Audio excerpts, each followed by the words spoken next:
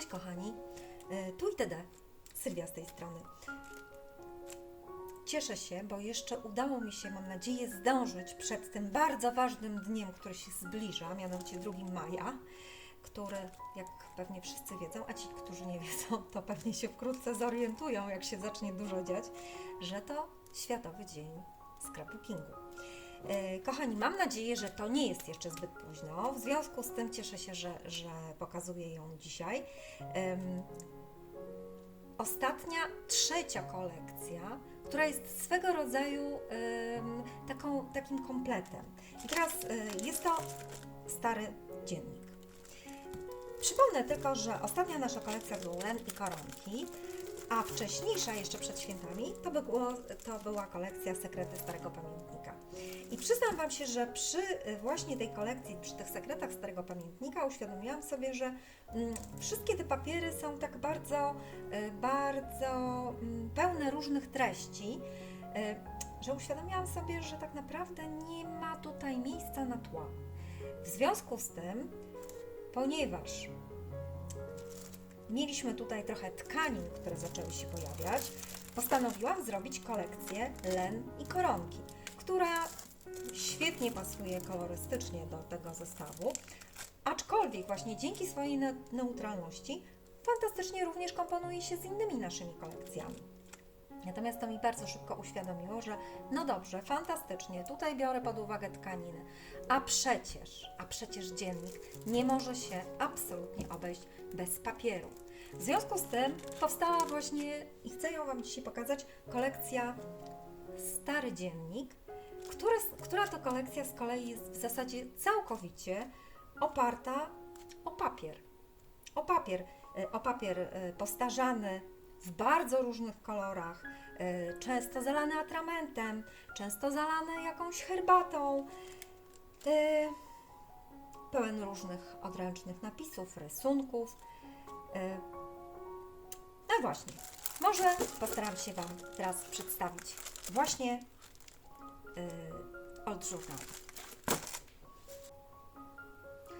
No i zobaczmy, co przedstawia nam żurnal. Papiery pełne kontrastu. Z jednej strony w odcieniach beżu, brązu, czerni, wszelkiego rodzaju przejść tonalnych od białego do brązu w szarości. Mamy ryciny, mamy odręczne rysunki wykonane niemalże na marginesie, mamy odręczne pismo, ale również zaczynają nam się pojawiać tutaj czcionka maszynopisu.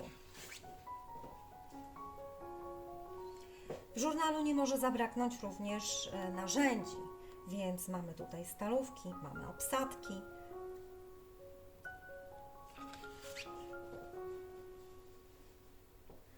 Tu mamy cały rękopis.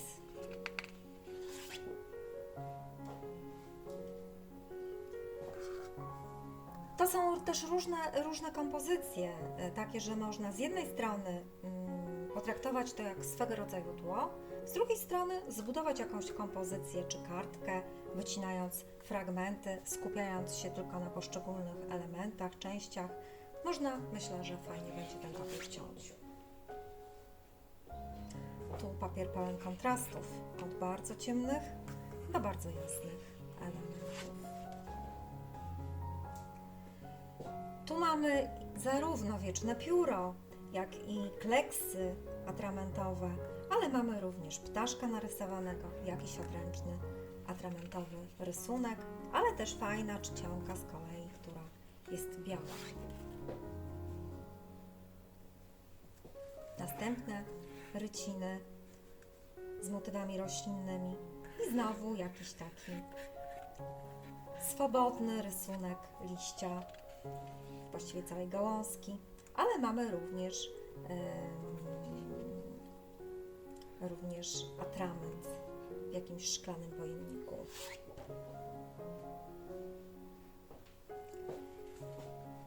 Tu pojawia nam się napis o fotografiach i nie bez powodu, tak jak powiedziałam, nasz stary dziennik pełen jest zdjęć, A ponieważ te kolekcje ze sobą współgrają, w związku z tym postanowiłam sobie tutaj umieścić tego typu napis, który będzie w jakiś tam sposób łączył te elementy.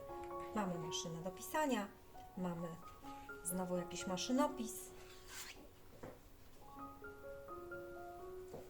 znowu maszyna do pisania, tu mamy jakiś taki bardzo delikatny biały napis odręczny, ale też bardzo fajne obrzeże, fajnie taki połamany papier. Do tej kolekcji pomyślałam sobie, że zrobię również inicjały, ale w przeciwieństwie do dziennika, w żurnalu pomyślałam sobie, żeby to były zgoła inne litery. Tam nawiązywały do haftu, natomiast tu pomyślałam sobie, że niech będą już takie właśnie związane z atramentem, w związku z tym stare rośliny, jakby poprzecierane, to wszystko jest takie, myślę, że fajnie pasują. A papierem dodatkowym w naszej kolekcji, 11, tym razem jest papier pełen ramek, stalówek, ale też takich elementów, które fajnie potrafią wykończyć nam jakieś takie czy stare meble, w których trzymamy jakieś dokumenty, ale są też jakieś elementy metalowe, które myślę, że mogą się fajnie przydać. Teraz chciałabym Wam przedstawić dodatki do tych dwóch kolekcji. Co prawda do każdej z nich są przypisane oddzielne, ale tak naprawdę myślę, że można je swobodnie traktować razem. W związku z tym też razem je chcę teraz przedstawić. Więc tak, powstały dwie tekturki z rameczkami, które świetnie komponują się ze zdjęciami. I to zarówno ze zdjęciami na folii, co mam nadzieję za chwilę pokażę, jak to będzie fajnie wyglądać, jak również bardzo fajnie wpasowuje się do zdjęć, które są bezpośrednio na papierze. Również zrobiłam taką tekturkę z piórami, ze stalówkami, z atramentem, jak również taką książeczkę. I to są takie 4 tekturki. Z drugiej strony, słuchajcie, postanowiłam zrobić takie szablony, które wydaje mi się, że fajnie będą pasowały, no bo jak w dzienniku bądź w żurnalu można się obejść bez dat, prawda, albo bez pisma i tak jak na żurnalu pojawia się zarówno pismo odręczne, czy też maszynopis, tak również wprowadzamy takie 2 szablony. A na koniec właściwie nie wprowadzamy, jest to szablon, który już od jakiegoś czasu z nami jest, ale właśnie chociażby w przypadku tej książeczki myślę, że fajnie pokazuje, jak można w sposób efektywny za pomocą szablonu właśnie wykonać za pomocą masy lekkiej, takie efektowne, wydaje mi się, imitujące skórę elementy okuciowe. Więc dlatego pokazujemy ten szablon również z tymi kolekcjami. Do tego oczywiście dochodzą folie transparentne. Tutaj może będę pokazywać właśnie na białym tle. Więc mamy atrament, który się rozlewa, który się łączy z wodą. Przyznam się szczerze, że ten atrament ma jest tyle fajnych pomysłów na ten atrament, że nie mogłam się oprzeć i zrobiłam tych folii z atramentem dosyć sporo. Takie fajne mix-mediowe folie. Ale właśnie jakieś takie mniejsze też elementy, które myślę, że mogą się fajnie odnaleźć w różnych pracach mix-mediowych. Nie tylko. No wreszcie właśnie takie z kolei takie kreski za pomocą stalówki. Również pergamin. Na pergaminie też atrament odgrywa tutaj kluczową rolę. Chciałam wprowadzić trochę koloru. Te kolory są w jakiś tam sposób dopasowują, są trochę zgaszone, ale fajnie myślę, że dopasowują się do tych 3 kolekcji i fajnie się będą z nią nie będą się z nią kłóciły. Tu mamy jeszcze taki atrament granatowy. Do tego jeszcze dołożyłam inicjały, właśnie te takie nawiązujące do haftów, na folii transparentnej. Myślę, że one bardzo fajnie będzie można je zastosować jako takie bardzo neutralne elementy personalizujące różne prace, czy dla jakiejś pary młodej, czy dla jakiegoś jubilata, czy solenizanta. Myślę, że można wtedy fajnie to wkomponować w pracę. Ale również postanowiłam umieścić zdjęcia na folii transparentnej, co zresztą pokazuję tutaj przy użyciu właśnie ramek. Jak również pergamin z takimi właśnie nawiązujący bezpośrednio do tej kolekcji Stary Dziennik. I na pergaminie również pokazuję zdjęcia. Natomiast tutaj pozwoliłam sobie, chciałam Wam pokazać coś, co wydaje mi się, że może Was zainteresować, a mianowicie folia transparentna, te zdjęcia na folii transparentnej są nieco mniejsze niż na papierze i zobaczcie, z chwilą, kiedy nałożymy jedno na drugie, uzyskujemy bardzo fajny efekt 3D, takiego trójwymiaru.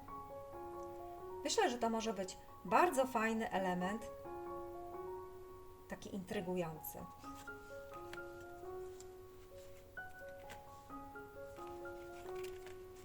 Tutaj zastosowałam po prostu w tych rameczkach,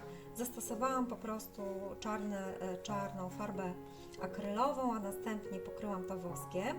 Natomiast tutaj też całkiem niechcący wyszedł mi fajny taki efekt, który też postanowiłam Wam pokazać, a mianowicie, ponieważ na początku planowałam tylko podkleić, to miała być pierwsza strona, natomiast potem pomyślałam sobie, że może podkleję też z drugiej strony i nie kryłam już tego farbą akrylową, tylko pozwoliłam sobie to zamazać czarnym markerem. Ale marker ma to do siebie, że przykrył nam tylko i wyłącznie tą wierzchnią część, natomiast grawerka, która powstała tutaj, spowodowała, że mamy bardzo fajny efekt takiego jakby wyzłocenia w tym momencie, prawda? Tutaj pozwoliłam sobie jeszcze wcześniejszy efekt pokryć z kolei zielonym woskiem.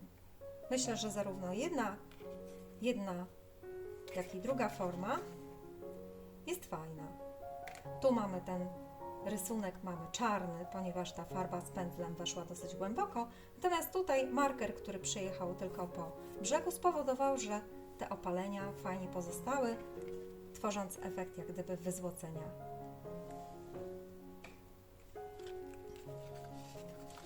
Tu jeszcze przykłady zastosowania szablonu jednego i drugiego.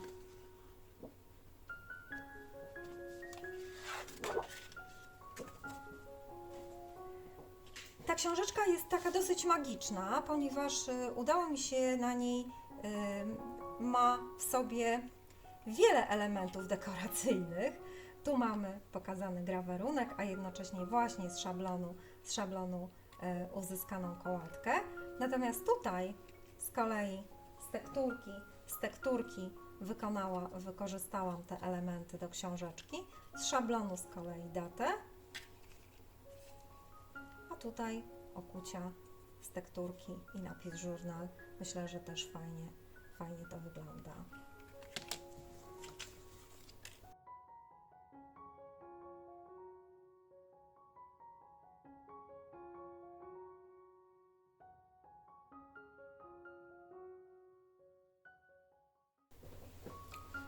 Kochani, bardzo jestem ciekawa Waszych opinii. Tym razem zachęcam do odwiedzenia naszej grupy Razem z ITD Collection. A ci, którzy już tam są, aby zaprosili swoich znajomych. Dlaczego? To właśnie tam będą odbywały się różne imprezy związane właśnie ze świętami scrapbookingu. I u nas całe święto będzie trwało cały następny tydzień począwszy od 1 maja. Zaczynamy już bodajże o godzinie 9, więc naprawdę będzie się dużo działo. Wiem, że w czasie tego weekendu majowego będzie pewnie dużo różnych imprez i warsztatów.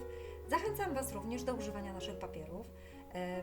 Z całą pewnością te prace przydadzą się, bo jeżeli wykorzystacie nasze papiery, będzie można wziąć udział w różnych fajnych konkursach.